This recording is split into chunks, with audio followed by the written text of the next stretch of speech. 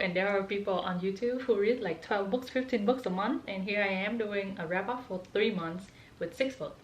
Hi friends, how are you? Today we are going to do my first book wrap-up ever, and in this one I'm going to show you guys everything that I have read so far in 2022. So that's January, February and March wrap-up. There are a total of 6 books in this video, and there are people on YouTube who read like 12 books, 15 books a month, and here I am doing a wrap-up for 3 months with 6 books. But what can I say? There are 2 really big reasons to my mini numbers of books, and that is 1, I'm busy. I'm a last semester must graduate master student who played too much last year, and if you have watched my previous 2 videos, then you know what I spent time doing last year. So now this year my thesis caught up to me. I gotta graduate, so I gotta grind. And then second, books are expensive. I always envy people who can do book haul on YouTube, and I always watch those videos just because I feel like I'm living my dream through someone else's reality. That are my 2 reasons. First, I don't have time. Second, I don't have money. And here are the 6 books that I have read so far this year.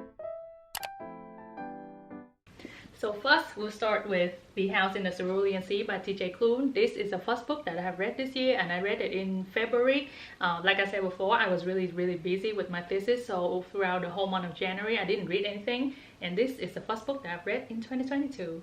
And I owe it to this book for getting me back into reading, and probably Jack Edwards for making this video, because I realized that there are a lot of books in that video that I actually wanted to read. So I started reading again with a book that I already own. So this is the first one for this year, and this is a fantasy fiction featuring a very law and regulation abiding caseworker at the DCOME, the department in charge of magical youth.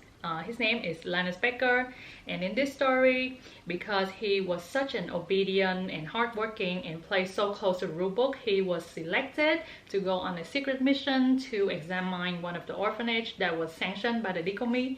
And if you haven't guessed by now, this is a story about chasing your dream, following your heart, redefining your life at an age that most people would just give up and go on. It is also a story about learning to love, learning what genuine love is, learning to be loved, and learning to fight for what is worth fighting for. To me, this is such a warm and cozy read that will make you so happy. It is lighthearted and funny. The writing is phenomenal. The cast, the supporting cast, and the main characters are so... What I really love about The House in the Cerulean Sea is that there are a lot of underlying messages in this book, but you don't feel like you are being lectured or if you are being sold an agenda. Everything just comes to you very genuinely, and you learn of those messages and lessons through the eyes of the characters. So I would definitely recommend it. I rate this 4.75 out of 5 stars. I would have rated this 5 stars, but the following book that I have read after this wrecked that plan. Well, stay tuned for the next book. Right after The House in the Cerulean Sea, I read this masterpiece of a book, The Song of Achilles.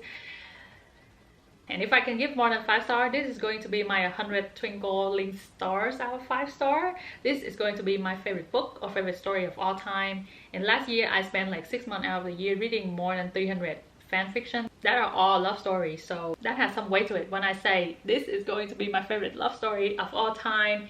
And Madeline Miller just go ahead and say, let me compose the most beautiful and poetic and lyrical love song of the story that will break your heart. This is the book. This is a Greek retelling story of Achilles through the eye of Patroclus, his best friend, his closest companion, his cousin Patroclus. So in this story, we follow Patroclus and therefore Achilles through their childhood and their adolescence year and the Trojan War after that. If you have been wanting to read this and you feel intimidated by the fact that you don't know anything about Greek myth, then please go ahead and read it, because let me tell you, when I went into this book, I know nothing about Greek myth at all, but I had a great time reading The Song of Achilles. Madeline Miller, the author, every time that she introduced or mentioned a new character, she would include like a 1 or 2 sentence explanation, who they are, what they did, and why are they relevant to the story. And also at the end of the book, there are a little bit of a glossary for you to read, but let me warn you that they will contain a little bit of spoilers. And I knew of what happened in the last part of this book. The fact that I knew what was happening or what will happen did not ease the pain at all, but I think it intensifies the pain knowing what I know. You know, I stay up until 3 a.m. reading this book, and then I spend another hour just in bed crying, bawling my eye out, thinking about them. And then for the next 2 weeks after that, I didn't read anything. I couldn't read anything because I was so hungover on this book.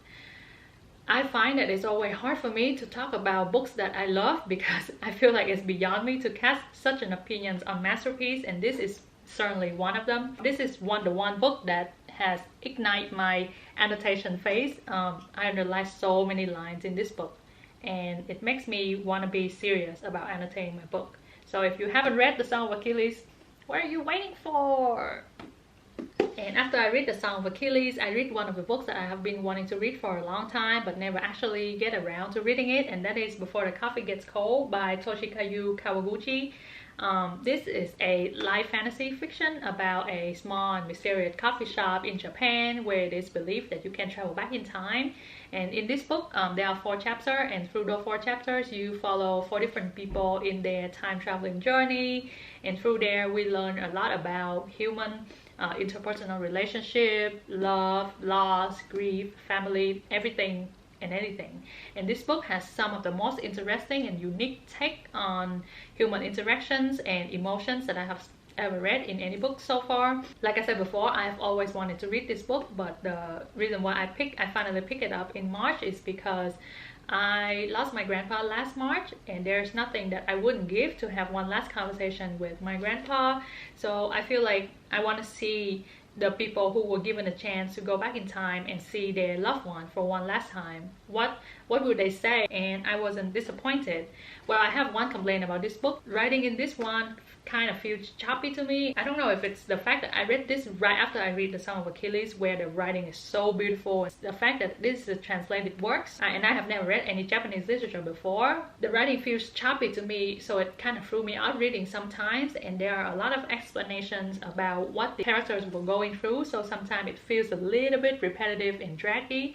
But like I say, this book has some of the most interesting and unique and very eye-opening take on loss and grief, families, loved ones. This is one of the books that I think a lot about after I finish reading it, and maybe that is intensified by the fact that I feel really related to this book, and I have a purpose of reading it or no, but I feel like this is such a great read, and I would recommend it. And I would rate this 4.5 out of 5 stars just because I didn't really enjoy the writing style, but other than that, love it. And after Before the Coffee Gets Cold, I read Circe. I bought this book because I was so in love with Madeline Miller's writing, and I was definitely not disappointed by this book at all. So in this story, we follow Circe through her childhood, her first love, her discovery of her power, and then her isolated punishment after that, and of course her encounters with God and humans when she was on the deserted island that she was sentenced to. So like I say, the writing in this is phenomenal, and I don't think Madeline Miller can do a bad job at writing. But I didn't enjoy this book as much as I was enjoying The Song of Achilles, just because I think that I couldn't really relate it to the topics or the discussions of some of the things in here as much as it was related to the love story in The Song of Achilles. So there's a little bit of a trigger warning, so please go ahead and inform yourself before you read this book. And again, this book is also very accessible, and every time that a new character is introduced, you will also get some explanation. So if you are into Greek myth and you would like to start with some, I guess, lighter read, then I would definitely go with The Song of Achilles or Circe. And after Circe, I was determined to read as many books as I can, but I couldn't really buy any more books, so I started to read books that I have owned for a long time but never get around to, and that is Betrayed by Emily Henry. I tried to read this book 2 times before, and I just could not get past the first chapter.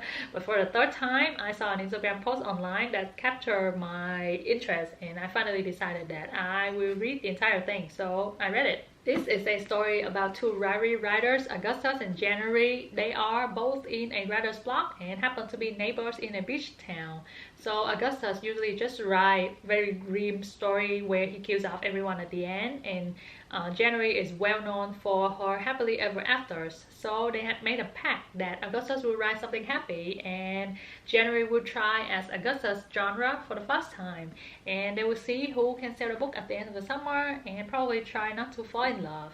And by the cover of the book and the description that I gave so far, you know that they will fall in love. This is a solid 3-star read for me because I feel like the plot and the premises is pretty classic enemy to lover trope, and it's predictable. They will fall in love by the end and probably have a happy ever after, just like January wished for. The writing is okay. There's nothing that stands out, and I kind of feel like it's repetitive. I don't know if it's because the narrator is January and she has a lot to do has a lot to unpack emotionally, so her mind just keep wandering around and coming back to the same old things: her mom, her dad, and the book that she was writing, and Gus. We got reminded of those 5 things like every couple of pages. And then the character development to me seems a little bit one-dimensional, like we have a little bit of growth but not that much. And the interactions between Gus and Jenny is also repetitive to me. For me personally, for someone who reads a lot of fanfiction, I pay a lot of attention to the interactions or the moments between the main characters. And to be honest with you, I have read fanfiction that are a lot more well developed and well written than this book. It is a easy romance read, but other than that, I will probably not reread this again. And lastly, I just feel like reading a love story this month, so I finally picked up Call Me By Your Name by Andre Akiman.